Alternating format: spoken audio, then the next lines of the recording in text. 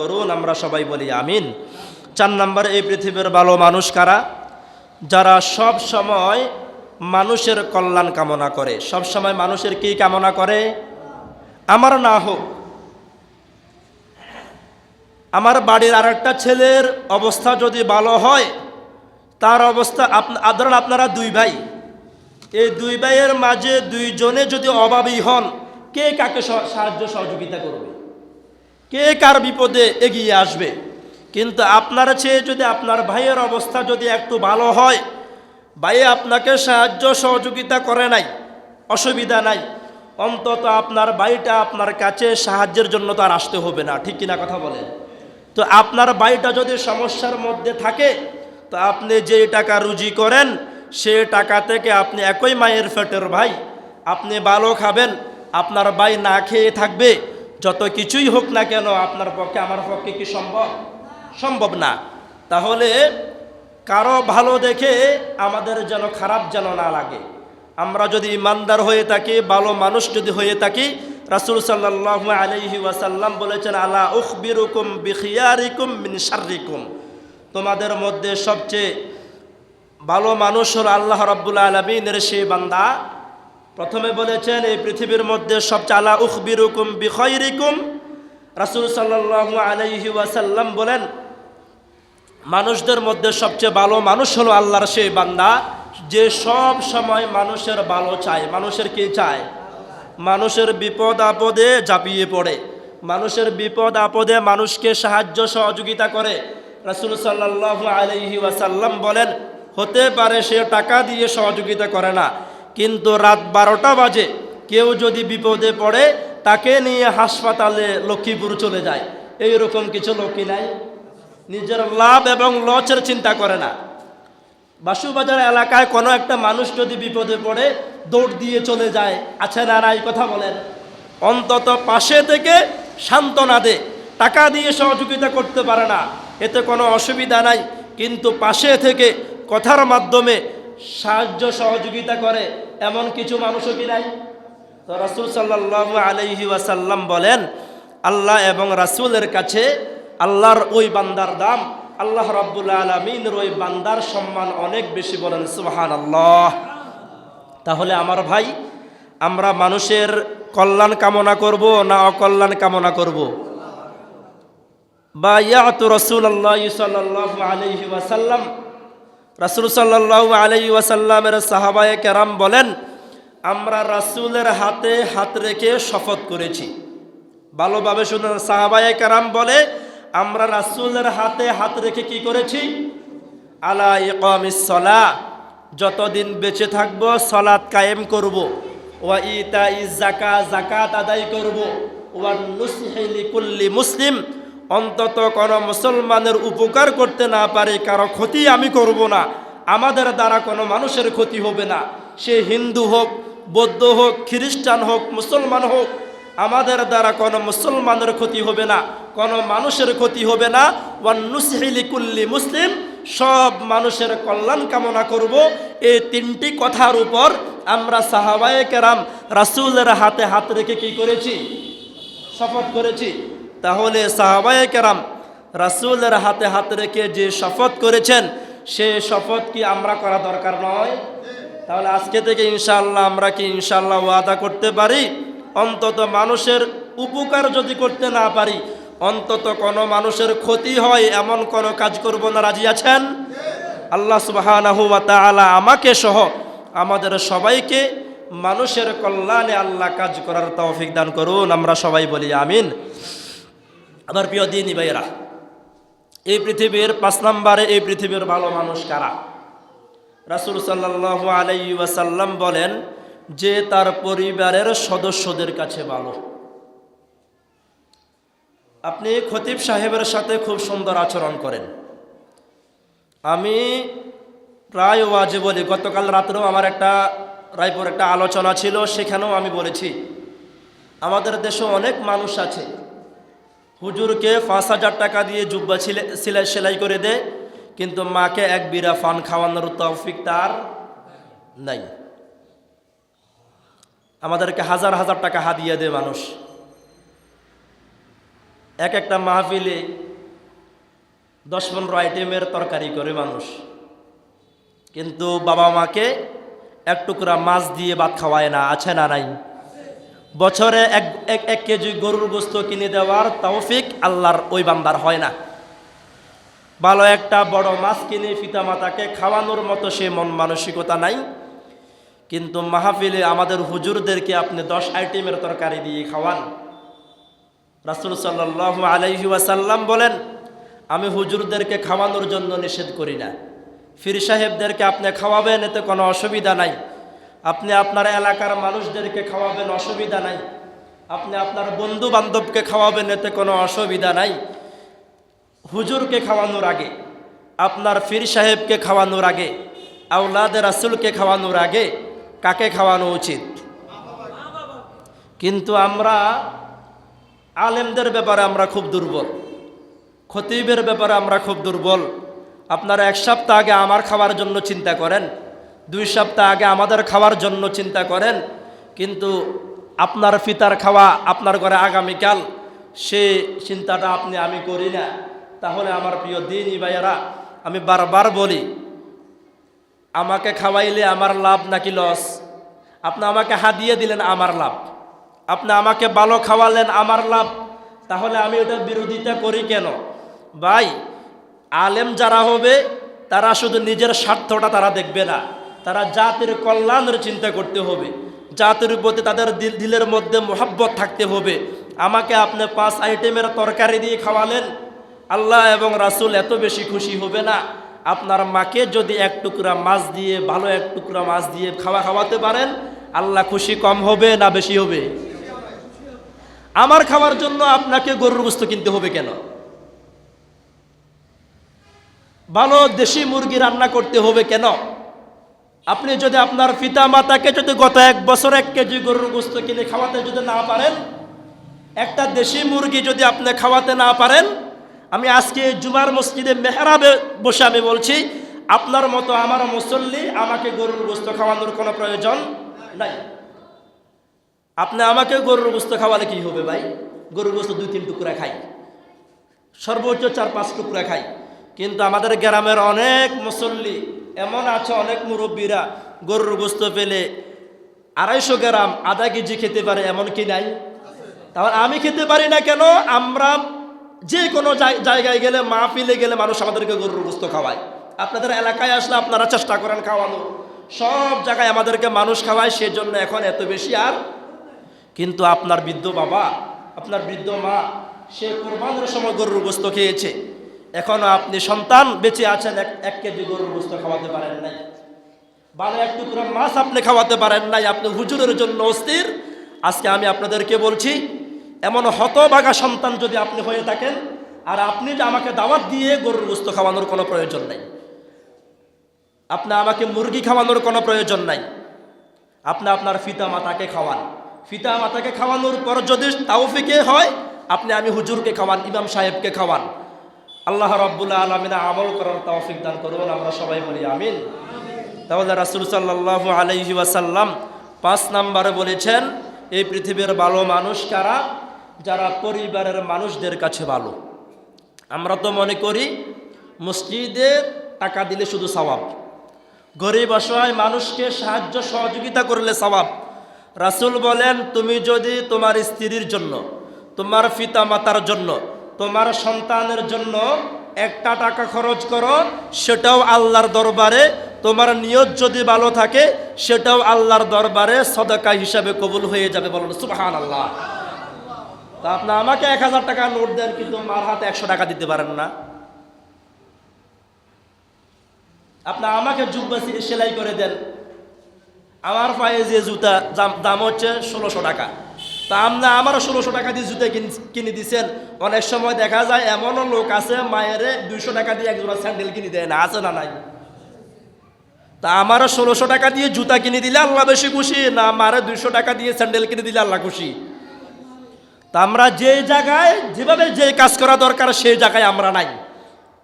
আমরা সে জায়গায় কাজ না করে, আমার ভাই, আমাদের গ্রাম অঞ্চলে আমরা কলের পানি খাই। আপনি কলসি নিয়ে গেলেন, কলের মুখ বরাবর কলসি না বসিয়ে যদি মুখের বাইরে কলসি দিয়ে যদি সারাদিন যদি কল চাপেন, কলসি থেকে পানি ঢুকবে?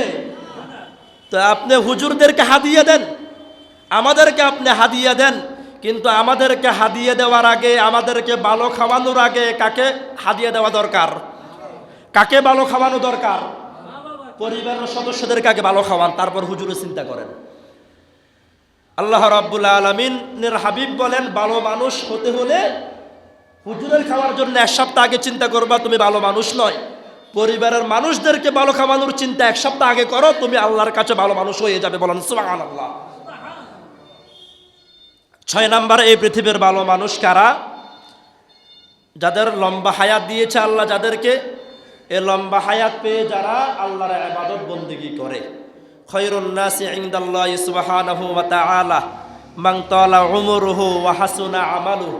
রাসূল বলেন, এই পৃথিবীর সবচেয়ে ভালো মানুষ তারা যাদেরকে আল্লাহ সুবহানাহু ওয়া তাআলা লম্বা একটি হায়াত দিলেন। এই লম্বা হায়াত পেয়ে যারা আল্লাহর ইবাদত বন্দেগী করে, আল্লাহ সুবহানাহু ওয়া তাআলা তাদেরকে ভালো মানুষদের তালিকায় অন্তর্ভুক্ত করেন। বলেন সুবহানাল্লাহ। ভাই, দুনিয়ার জীবন সামান্য জীবন। অনেকে বলে এত অত্যাচার, এত নির্যাতন আল্লাহ কি দেখে না? ভাই, দুনিয়ার আপনার আমার ক্যালেন্ডারে 1 বছর হয় কত দিনে? 300 কয় দিনে কথা কয় না ভাইরা? তো আপনার আমার দুনিয়ার ক্যালেন্ডার আর আল্লাহর ক্যালেন্ডার কি এক? আল্লাহর কাছে আপনার আমার দিনের ঘন্টা হচ্ছে একদিনে কয় ঘন্টা? 24 ঘন্টা। আর রাসূল সাল্লাল্লাহু আলাইহি ওয়াসাল্লাম বলে 50 আলফা সানা। আল্লাহর ক্যালেন্ডারে একদিন হচ্ছে 50,000 বছর। কত বছর? আপনি এখন 20 বছর নির্যাতন আল্লাহ কি দেখে না? আল্লাহর কাছে তো একদিনের 1 ঘন্টাও হয় নাই। তাহলে আমার ভাই, তাহলে আখিরাতের একদিন দুনিয়ার সমান সমান কত বছর? তাহলে আপনি আমি এই দুনিয়ার হায়াতে জিন্দিগির মধ্যে যদি এই সামান্য হায়াতটা যদি আল্লাহর রাস্তায় খরচ করতে পারি, ইবাদত বন্দেগী করে আল্লাহর কাছে ভালো মানুষ হতে পারি, এমন একটা দিন যে একটা দিন হবে 50,000 বছরের সমান, এমন অনন্ত কোটি বছর আল্লাহ রাব্বুল আলামিন আপনাকে আমাকে সুখের মধ্যে রাখবেন। বলেন সুবহানাল্লাহ। তাহলে দুনিয়াতে সুখের জন্য আল্লাহর নাফরমানি করা দরকার না নাফরমানি ছাড়া দরকার? দুনিয়াতে আমাদের সামান্য জিন্দিগি, এই সামান্য জিন্দিগিতে আল্লাহর নাফরমানি যদি বন্ধ করতে পারি, আল্লাহকে ইবাদত বন্দেগী করে যদি খুশি করতে পারি, অনন্তকালের জান্নাত আমাদের জন্য আছে না নাই? আল্লাহ রাব্বুল আলামিনের অনেক বুজুর্গ আলেমেরা কম ঘুমাতেন। ওনাদেরকে যখন প্রশ্ন করা হয় ঘুমান না কেন, ঘুমানোর জন্য তো অনন্ত কোটি বছর কবরে আছে না নাই? লক্ষ লক্ষ বছর কবরের মধ্যে আছে। আমাদের ঘুমানোর জায়গা দুনিয়াতে নয়। এর মানে আপনি ঘুমাবেন না, বিষয়টা এমন নয়। তারা আল্লাহ রাব্বুল আলামিনের ইবাদত বন্দেগীতে এত বেশি মশগুল ছিলেন, এত বেশি আল্লাহ রাব্বুল আলামিনের ইবাদত বন্দেগী করতেন। তাহলে আমাদেরও আল্লাহর ইবাদত বন্দেগী করা দরকার আছে না নাই? 7 নম্বরে, আল্লাহ রাব্বুল আলামিনের কাছে এই পৃথিবীর সবচেয়ে ভালো মানুষকে যারা তাদের প্রতিবেশীর সাথে সুন্দর আচরণ করে। কি আচরণ করে? আপনার গায়ের জামা পছন্দ হয় নাই, পরিবর্তন করা যায়। ঘরের ডিজাইন পরিবর্তন করা যায়, কিন্তু প্রতিবেশীকে পাল্টানো যায়? তাহলে আমার প্রিয় দিনী ভাইয়েরা, অমায়িক ব্যবহার যার মুখে আছে, পৃথিবীও ঋণী হয় ঠিক তার কাছে। তাহলে আপনার আমার প্রতিবেশী শুধু খারাপ, বিষয়টা এমন নয়। দেখা যাবে আমাদের গ্রামের ভাষায় আমরা বলি এক হাতে তালি বাজে না। তাহলে প্রতিবেশীরও দোষ আছে, আমাদেরও দোষ আছে। সুতরাং রাসূল সাল্লাল্লাহু আলাইহি ওয়াসাল্লাম আমাদেরকে বলেন, তুমি না মুসলমান, তুমি না ইমানদার, তুমি না আল্লাহ এবং রাসূলের কাছে ভালো হতে চাও? দুনিয়ার মানুষ তোমাকে ভালো বলেছে না খারাপ বলেছে, এই চিন্তা এই চেতনা তো তোমার হৃদয়ে থাকার কথা নয়। তোমার চিন্তা চেতনা থাকবে আল্লাহ এবং রাসূল আমাকে ভালো বলে কিনা। তাহলে আল্লাহ এবং রাসূলের কাছে ভালো হওয়ার জন্য অনেক সময় প্রতিবেশীদেরকে নিজের হক পর্যন্ত ছেড়ে দিতে হবে। তাহলে কার কাছে ভালো হওয়া যাবে? দেখা যায় অনেক সময় আমরা হয়তো আপনাদের বাসুবাজার নাই, আমাদের ফেনী আছে, রায়পুরও আমি অনেক জায়গায় দেখেছি, একটা বাড়িতে অনেকগুলো ঘর, কিন্তু বাড়িতে যাওয়ার কোনো রাস্তা নাই, আছে না নাই?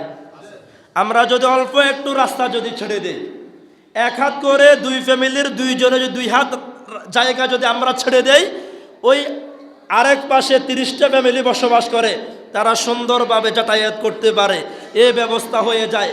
কিন্তু আমরা কেউ কাউকে এক বিগত জায়গা ছাড়তে রাজি না, এইরকম মুসলমানকে আমরা নাই। তাহলে রাসূল সাল্লাল্লাহু আলাইহি ওয়াসাল্লাম বলেন, তুমি যদি তোমার প্রতিবেশীকে তুমি যদি জায়গা করে দাও, তোমার জন্য আল্লাহ রাব্বুল আলামিন জান্নাতের মধ্যে জায়গা করে দিবেন। বলেন সুবহানাল্লাহ। আপনার আমার বাসুবাজার এলাকার জায়গার দাম বেশি না জান্নাতের দাম বেশি? তো ভাই, শুধু আল্লাহ এবং রাসূলকে খুশি করার জন্য সামান্য একটু জায়গা যদি আমরা ছেড়ে দিতে পারি, মানুষদের যাতায়াতের ব্যবস্থা যদি আমরা করে দিতে পারি, আমরা ভালো মানুষ হয়ে যাব কার কাছে? দুনিয়ার মানুষ আপনাকে আমাকে বলতে পারবে হাবা গোবা মানুষ, কিছু বুঝে না, লাভ এবং লস বুঝে না। আসলে আমার প্রিয় দ্বীনি ভাইয়েরা, দুনিয়াতে আমাদের কাছে লাভ এবং লসের হিসাব একরকম, আল্লাহ এবং রাসূলের কাছে আখিরাতের লাভ লসের হিসাব কি এক? কথা বলেন। তাহলে দুনিয়াতে সামান্য যদি একটু লস করতে পারেন, এই লসের বিনিময়ে আখিরাতে লাভবান বানিয়ে দিবেন কে? আল্লাহ রাব্বুল আলামিন আমাদেরকে আমল করার তৌফিক দান করুন, আমরা সবাই বলি আমিন। এরপরে আমার প্রিয় দ্বীনি ভাইয়েরা, 8 নম্বরে এই পৃথিবীর ভালো মানুষ কারা? গত জুমায় আমরা আলোচনা করেছিলাম কোন বিষয়? জান্নাতে যাওয়ার সহজ কয়টি আমল? 10টি আমল। গত জুমায় আমরা এই কথা বলেছি। সালামের গুরুত্ব কত বেশি ভাই দেখেন। রাসূল সাল্লাল্লাহু আলাইহি ওয়াসাল্লামকে প্রশ্ন করে, ইয়া রাসূলুল্লাহ, আইয়ুন নাসি খয়রুন, অথবা আইয়ুল ইসলামি খয়রুন, মানুষদের মধ্যে ভালো মানুষ কারা? তো রাসূল বলেছে, যারা আগে সালাম দেয় তারা হচ্ছে এই পৃথিবীর ভালো মানুষ না খারাপ মানুষ? আলহামদুলিল্লাহ। তাহলে গত জুমায় বলেছি জান্নাতি মানুষদের 10 জন লোককে আল্লাহ সহজে জান্নাত দিবেন, তাদের মধ্যে একজন হচ্ছে যারা আগে আগে কি রে। আর আজকে আমরা যে আলোচনা শুরু করলাম, এই আলোচনাতে 8 নম্বরে এই পৃথিবীর ভালো মানুষ হচ্ছে তারা যারা মানুষকে আগে আগে কি দেয়? সালাম নেওয়ার জন্য রেডি না সালাম দেওয়ার জন্য রেডি? কিন্তু অনেক হুজুর সালাম দেয় না, সালাম নেওয়ার জন্য প্রস্তুত। অনেক মুরব্বীরা সালাম দেয় না, সালাম নেওয়ার জন্য প্রস্তুত। আর মেম্বার চেয়ারম্যান হলে তো কথাই নাই। ইল্লা মাশাআল্লাহ, আপনাদের এই ইউনিয়নের চেয়ারম্যান ভালো, কিন্তু অনেক ইউনিয়নে, অনেক উপজেলায় চেয়ারম্যান, মেম্বার, নেতা নেত্রীরা বিভিন্ন দলের, শুধু অমুক দলের লোকেরা এমন বিষয়টা এমন না। অনেক দলের আমরা নেতা নেত্রী যারা আছে, আমরা হুজুর যারা আছি, পীর সাহেব যারা আছি, আমরা কি সালাম দেওয়ার জন্য প্রস্তুত না নেওয়ার জন্য প্রস্তুত? না, ভালো মানুষেরা সালাম নেওয়ার জন্য প্রস্তুত থাকে না দেওয়ার জন্য? আল্লাহ সুবহানাহু ওয়া তাআলা সর্বপ্রথম আমাকে বেশি বেশি সালাম দেওয়ার তৌফিক দান করুন। আপনাদের আগে আপনাদেরকে আমাকে সালাম দেওয়ার তৌফিক দান করুন। আপনাদেরকে আল্লাহ রাব্বুল আলামিন বেশি বেশি সালাম দেওয়ার তৌফিক দান করুন। ভাই, ভালো মানুষ হতে চান? জান্নাতে কি ভালো মানুষ যাবে না খারাপ মানুষ যাবে? তাহলে আমরা ভালো মানুষ হওয়ার জন্য বেশি বেশি কি দেব? কথা বলেন ভাই। সালাম দিলে কয় টাকা লাগে? বিকাশ থেকে কয় টাকা কাটবে? ইসলামী ব্যাংকে অ্যাকাউন্ট আছে, সেখান থেকে কয় টাকা কেটে যাবে? তাহলে যেহেতু একটা টাকা খরচ নাই, আল্লাহ এবং রাসূলের কাছে ভালো হওয়ার জন্য শুধু 2টা ঠোঁট ব্যবহার করলে যথেষ্ট। আসসালামু আলাইকুম ওয়া রাহমাতুল্লাহ। রাসূল বলেন, তুমি এই সালামের কারণে আল্লাহর কাছে কি হয়ে গেছো? প্রিয় হয়ে গেছো, ভালো হয়ে গেছো। এবার আল্লাহ এবং রাসূলের কাছে যে ভালো মানুষ, তার ঠিকানা কোথায় রে ভাই? আল্লাহ রাব্বুল আলামিন সহজে জান্নাতে যাওয়ার জন্য, ভালো মানুষ হওয়ার জন্য আল্লাহ আমাদেরকে জান্নাত, আল্লাহ বেশি বেশি সালাম দেওয়ার তৌফিক দান করুন, আমরা সবাই বলি আমিন। 10 নাম্বার সর্বশেষ কথা, এই পৃথিবীর ভালো মানুষ কারা? যাদের হৃদয়টা ভালো, যাদের অন্তর কি। আমাদের দেশে দেখবেন অনেক মানুষ আছে, মেজাজ অনেক গরম, খুব রাগী মানুষ, কিন্তু দিলের মধ্যে কোনো কিছু। একটু আগে আপনার সাথে দ্বন্দ্ব হয়েছে, এবার আপনি বিপদে পড়ে ডাক দিলেন, গিয়ে দেখবেন সবার আগে সে ছুটে আসে। এরকম কিছু মানুষ কি নাই? 3 শ্রেণীর মানুষ আছে। কিছু লোক আছে সহজে রাগ করে না, সহজে রাগ করে আবার সহজে কি হয়ে যায়? রাগ ভেঙে যায়। আবার কিছু মানুষ আছে সহজে রাগ করে না, আবার রাগ করলে আবার কি হয় না। আবার কিছু মানুষ আছে কোনো অবস্থায় রাগ করে না। তো রাসূল সাল্লাল্লাহু আলাইহি ওয়াসাল্লাম বলে, আল্লাহর ওই বান্দা সবচেয়ে ভালো মানুষ রাগ মানুষ হিসাবে আপনাদেরও রাগ আছে, আমারও রাগ আছে। আমি যদি বলি আমি পীর সাহেব, এটা মিথ্যা কথা ভাই। আমারও রাগ আছে, আপনাদেরও রাগ আছে।